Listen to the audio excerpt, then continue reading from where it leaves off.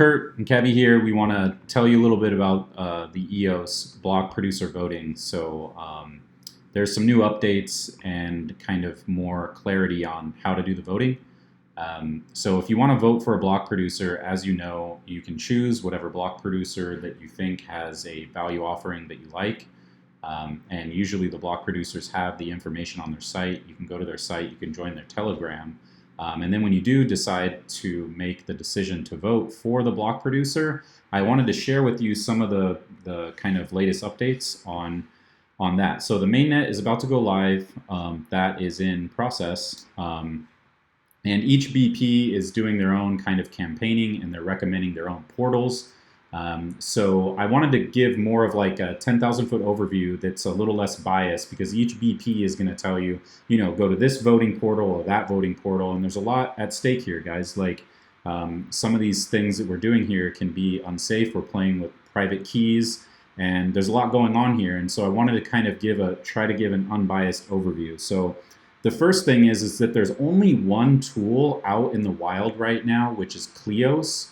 It is a client that's built on EOS that allows you to do voting. And it is the only tool that has actually been verified and audited and validated that exists right now for creating votes. Now, that being said, it is a very technical tool, and not everybody's going to know how to do it. It actually requires you to download a lot of tools and compile tools, and this is a very technical way to do it. However, it is safe. So if you are voting for a BP, they may be able to help you with that. And that is the only actual trusted way to vote right now. Okay, so that being said, there are a lot of BPs that are recommending to use their web clients. So this is a voting portal that would be in a browser. And that's great, and I think that if you trust the BP, that this is probably going to increase your chances of security. But look, we're playing with private keys here, so there's a few things you need to know.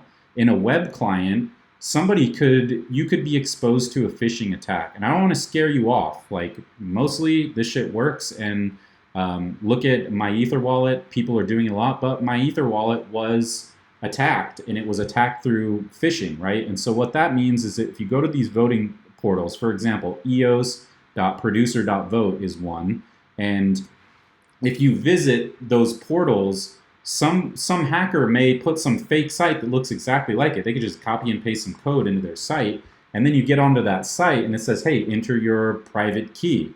Now, instead of having a producer's trusted code that will never send your private key over the internet, you have a malicious hacker who will make that code send the private key to them. And once they have their private key, they have the keys to the castle. They can steal all of your money, and you're totally fucked. So this is something we want to watch out with web clients. That's like something in a browser, So if you're going to use a web client, you probably want to use something that's safe, like maybe Firefox or Chrome. Like, I wouldn't use Explorer, or who even knows how that'll work there. But a lot of people are recommending Chrome.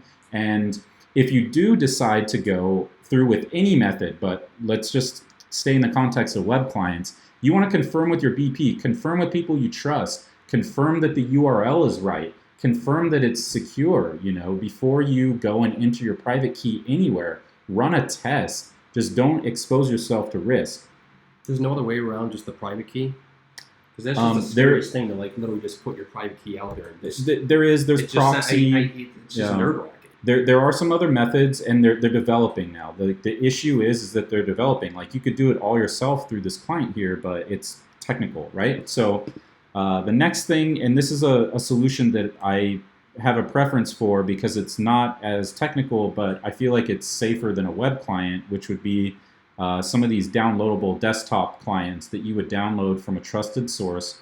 They're also susceptible and vulnerable to these kind of phishing attacks. So somebody, for example, could put up a fake site where you download this client or this desktop program and do the same thing over. So you always want to double check with your BP, double check the URL always.